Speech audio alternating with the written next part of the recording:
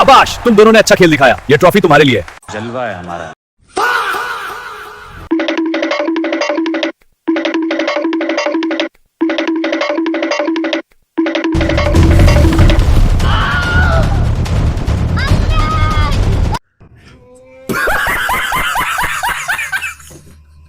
Rome Rome भाइयों।